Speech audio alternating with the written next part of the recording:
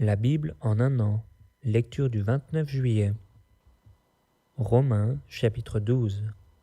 Je vous exhorte donc, frères, par les compassions de Dieu, à offrir vos corps comme un sacrifice vivant, saint, agréable à Dieu, ce qui sera de votre part un culte raisonnable. Ne vous conformez pas au siècle présent, mais soyez transformés par le renouvellement de l'intelligence, afin que vous discerniez quelle est la volonté de Dieu, ce qui est bon, agréable et parfait. Par la grâce qui m'a été donnée, je dis à chacun de vous de n'avoir pas de lui-même une trop haute opinion, mais de revêtir des sentiments modestes, selon la mesure de foi que Dieu a départie à chacun. Car, comme nous avons plusieurs membres dans un seul corps, et que tous les membres n'ont pas la même fonction, ainsi, nous qui sommes plusieurs, nous formons un seul corps en Christ, et nous sommes tous membres les uns des autres. Puisque nous avons des dons différents selon la grâce qui nous a été accordée, que celui qui a le don de prophétie l'exerce selon l'analogie de la foi, que celui qui est appelé au ministère s'attache à son ministère, et que celui qui enseigne s'attache à son enseignement, et celui qui exhorte à l'exhortation, que celui qui donne le fasse avec libéralité, que celui qui préside le fasse avec zèle, que celui qui pratique la miséricorde le fasse avec joie. Que la charité soit sans hypocrisie. Ayez le mal en horreur. Attachez-vous fortement au bien. Par amour fraternel, soyez pleins d'affection les uns pour les autres. Par honneur, usez de prévenance réciproque. Ayez du zèle et non de la paresse. Soyez fervents d'esprit. Servez le Seigneur. Réjouissez-vous en espérance, soyez patients dans l'affliction, persévérez dans la prière. Pourvoyez aux besoins des saints, exercez l'hospitalité. Bénissez ceux qui vous persécutent, bénissez et ne maudissez pas. Réjouissez-vous avec ceux qui se réjouissent, pleurez avec ceux qui pleurent. Ayez les mêmes sentiments les uns envers les autres, n'aspirez pas à ce qui est élevé, mais laissez-vous attirer par ce qui est humble. Ne soyez point sages à vos propres yeux. Ne rendez à personne le mal pour le mal. Recherchez ce qui est bien devant tous les hommes. S'il est possible, autant que cela dépend de vous, soyez en paix avec tous les hommes. Ne vous vengez point vous-même, bien-aimés, mais laissez agir la colère, car il est écrit « À moi la vengeance, à moi la rétribution, dit le Seigneur. » Mais si ton ennemi a faim, donne-lui à manger. S'il a soif, donne-lui à boire. Car en agissant ainsi, ce sont des charbons ardents que tu amasseras sur sa tête. Ne te laisse pas vaincre par le mal, mais surmonte le mal par le bien. 2 Chroniques, chapitre 24. Joas avait 7 ans lorsqu'il devint roi, et il régna 40 ans à Jérusalem. Sa mère s'appelait Tsibja, de Beer-Shéba. Joas fit ce qui est droit aux yeux de l'Éternel pendant toute la vie du sacrificateur Jéhojada. Jéhojada prit pour Joas 2 femmes, et Joas engendra des fils et des filles. Après cela, Joas eut la pensée de réparer la maison de l'Éternel. Il assembla les sacrificateurs et les Lévites, et leur dit « Allez par les villes de Juda, et vous recueillerez dans tout Israël de l'argent, chaque année, pour réparer la maison de votre Dieu. Et mettez à cette affaire de l'empressement. » Mais les Lévites ne se hâtèrent point. Le roi appela Jéhojada, le souverain sacrificateur, et lui dit « Pourquoi n'as-tu pas veillé à ce que les Lévites apportassent de Juda et de Jérusalem l'impôt ordonné par Moïse, serviteur de l'Éternel, et mis sur l'assemblée d'Israël pour la tente du témoignage ? Car l'impie Athali et ses fils ont ravagé la maison de Dieu et fait servir pour les Baals toutes les choses consacrées à la maison de l'Éternel. » Alors le roi ordonna qu'on fît un coffre, et qu'on le plaça à la porte de la maison de l'Éternel, en dehors. Et l'on publia dans Juda et dans Jérusalem qu'on apporta à l'Éternel l'impôt mis par Moïse, serviteur de l'Éternel, sur Israël dans le désert. Tous les chefs et tout le peuple s'en réjouirent, et l'on apporta et jeta dans le coffre tout ce qu'on avait à payer. Quand c'était le moment où les Lévites, voyant qu'il y avait beaucoup d'argent dans le coffre, devaient le livrer aux inspecteurs royaux, le secrétaire du roi et le commissaire du souverain sacrificateur venaient vider le coffre. Ils le prenaient et le remettaient à sa place. Ils faisaient ainsi journellement, et ils recueillirent de l'argent en abondance. Le roi et Jéhojada le donnaient à ceux qui étaient chargés de faire exécuter l'ouvrage dans la maison de l'Éternel, et qui prenaient à gage des tailleurs de pierre et des charpentiers pour réparer la maison de l'Éternel, et aussi des ouvriers en fer ou en airain pour réparer la maison de l'Éternel. Ceux qui étaient chargés de l'ouvrage travaillèrent, et les réparations s'exécutèrent par leurs soins. Ils remirent en état la maison de Dieu et la consolidèrent. Lorsqu'ils eurent achevé, ils apportèrent devant le roi et devant Jéhojada le reste de l'argent. Et l'on en fit des ustensiles pour la maison de l'Éternel, des ustensiles pour le service et pour les holocaustes, des coupes, et d'autres ustensiles d'or et d'argent. Et, pendant toute la vie de Jéhojada, on offrit continuellement des holocaustes dans la maison de l'Éternel. Jéhojada mourut, âgé et rassasié de jours. Il avait à sa mort 130 ans. On l'enterra dans la ville de David avec les rois, parce qu'il avait fait du bien en Israël, et à l'égard de Dieu et à l'égard de sa maison. Après la mort de Jéhojada, les chefs de Juda vinrent se prosterner devant le roi.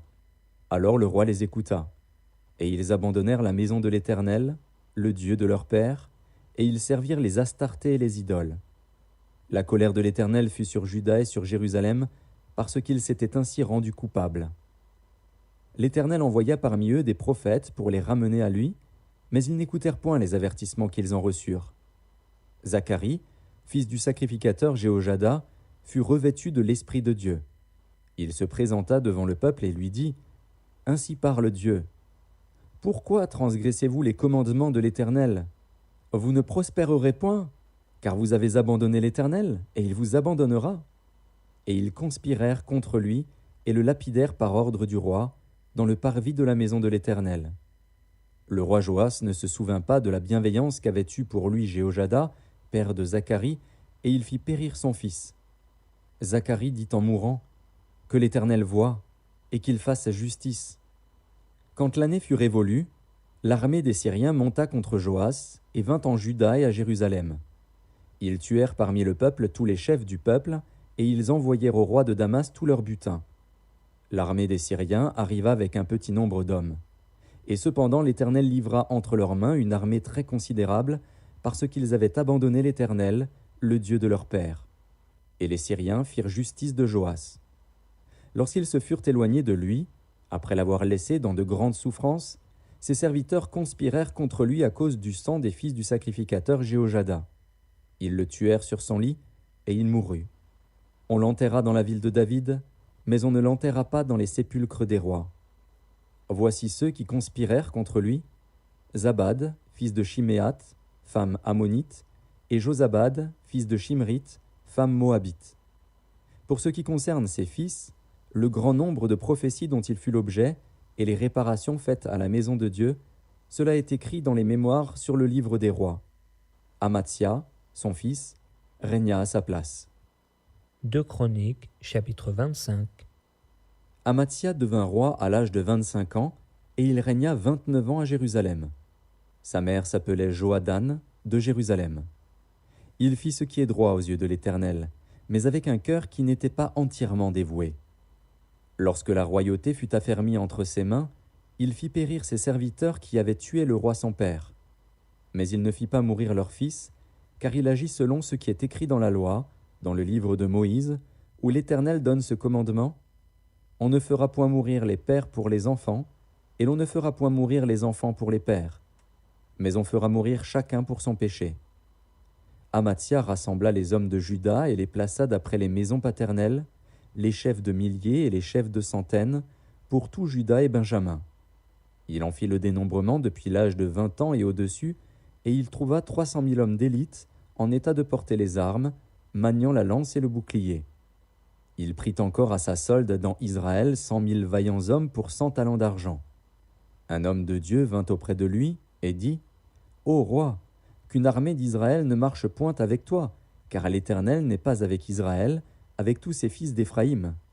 Si tu vas avec eux, quand même tu ferais au combat des actes de vaillance, Dieu te fera tomber devant l'ennemi, car Dieu a le pouvoir d'aider et de faire tomber. Amatsia dit à l'homme de Dieu : Et comment agir à l'égard des 100 talents que j'ai donnés à la troupe d'Israël ? L'homme de Dieu répondit : L'Éternel peut te donner bien plus que cela. Alors Amathia sépara la troupe qui lui était venue d'Éphraïm, afin que ces gens retournassent chez eux, mais ils furent très irrités contre Juda, et ils s'en allèrent chez eux avec une ardente colère. Amathia prit courage, et conduisit son peuple. Il alla dans la vallée du sel, et il bâtit 10 000 hommes des fils de Séhir. Et les fils de Juda en saisirent 10 000 vivants, qu'ils menèrent au sommet d'un rocher, d'où ils les précipitèrent, et tous furent écrasés. Cependant, les gens de la troupe qu'Amathia avait renvoyés pour qu'ils n'allassent pas à la guerre avec lui firent une invasion dans les villes de Juda, depuis Samarie jusqu'à Beth-Horon, y tuèrent 3 000 personnes et enlevèrent de nombreuses dépouilles. Lorsqu'Amathia fut de retour après la défaite des Édomites, il fit venir les dieux des fils de Séhir et se les établit pour Dieu. Il se prosterna devant eux et leur offrit des parfums. Alors la colère de l'Éternel s'enflamma contre Amathia, et il envoya vers lui un prophète, qui lui dit : « Pourquoi as-tu recherché les dieux de ce peuple, quand ils n'ont pu délivrer leur peuple de ta main ?» Comme il parlait, Amathia lui dit : « Est-ce que nous t'avons fait conseiller du roi ? Retire-toi. Pourquoi veux-tu qu'on te frappe ?» Le prophète se retira, en disant : « Je sais que Dieu a résolu de te détruire, parce que tu as fait cela et que tu n'as pas écouté mon conseil. » Après s'être consulté, Amathia, roi de Juda, envoya dire à Joas, fils de Joachaz, fils de Jéhu, roi d'Israël : « Viens, voyons-nous en face. » Et Joas, roi d'Israël, fit dire à Amathia, roi de Juda : « L'épine du Liban envoya dire au cèdre du Liban : « Donne ta fille pour femme à mon fils. » Et les bêtes sauvages qui sont au Liban passèrent et foulèrent l'épine. Tu as battu les Édomites, penses-tu, et ton cœur s'élève pour te glorifier. Reste maintenant chez toi. Pourquoi t'engager dans une malheureuse entreprise qui amènerait ta ruine et celle de Juda ? Mais Amathia ne l'écouta pas, car Dieu avait résolu de les livrer entre les mains de l'ennemi, parce qu'ils avaient recherché les dieux d'Édom. Et Joas, roi d'Israël, monta. Et ils se virent en face, lui et Amathia, roi de Juda, à Beth-Shemesh, qui est à Juda. Juda fut battu par Israël, et chacun s'enfuit dans sa tente. Joas, roi d'Israël, prit à Beth-Shemesh Amathia, roi de Juda, fils de Joas, fils de Joachaz. Il l'emmena à Jérusalem, et il fit une brèche de 400 coudées dans la muraille de Jérusalem, depuis la porte d'Éphraïm jusqu'à la porte de l'angle. Il prit tout l'or et l'argent et tous les vases qui se trouvaient dans la maison de Dieu, chez Obed-Édom, et les trésors de la maison du roi. Il prit aussi des otages, et il retourna à Samarie. Amathia, fils de Joas, roi de Juda, vécut 15 ans après la mort de Joas, fils de Joachaz, roi d'Israël. Le reste des actions d'Amathia, les premières et les dernières, cela n'est-il pas écrit dans le livre des rois de Juda et d'Israël ? Depuis qu'Amathia se fut détourné de l'Éternel, il se forma contre lui une conspiration à Jérusalem, et il s'enfuit à Lachis. Mais on le poursuivit à Lachis, où on le fit mourir. On le transporta sur des chevaux, et on l'enterra avec ses pères dans la ville de Juda. Psaume chapitre 22, versets 19 à 31. Et toi, Éternel, ne t'éloigne pas. Toi qui es ma force, viens en hâte à mon secours. Protège mon âme contre le glaive, ma vie contre le pouvoir des chiens. Sauve-moi de la gueule du lion, délivre-moi des cornes du buffle. Oh, je publierai ton nom parmi mes frères, je te célébrerai au milieu de l'assemblée. Vous qui craignez l'Éternel, louez-le, vous tous. Postérité de Jacob, glorifiez-le, tremblez devant lui, vous tous, postérité d'Israël. Car il n'a ni mépris, ni dédain pour les peines du misérable. Et il ne lui cache point sa face, mais il l'écoute quand il crie à lui. Tu seras dans la grande assemblée l'objet de mes louanges. J'accomplirai mes vœux en présence de ceux qui te craignent. Les malheureux mangeront et se rassasieront. Ceux qui cherchent l'Éternel le célébreront. Que votre cœur vive à toujours. Toutes les extrémités de la terre penseront à l'Éternel et se tourneront vers lui. Toutes les familles des nations se prosterneront devant ta face. Car à l'Éternel appartient le règne. Il domine sur les nations. Tous les puissants de la terre mangeront et se prosterneront aussi. Devant lui s'inclineront tous ceux qui descendent dans la poussière, ceux qui ne peuvent conserver leur vie. La postérité le servira, on parlera du Seigneur à la génération future. Quand elle viendra, elle annoncera sa justice, elle annoncera son œuvre au peuple nouveau-né. Proverbes, chapitre 20, versets 8 à 10. Le roi assis sur le trône de la justice dissipe tout mal par son regard. Qui dira « J'ai purifié mon cœur, je suis net de mon péché ». Deux sortes de poids, deux sortes d'effats sont l'un et l'autre en abomination à l'Éternel.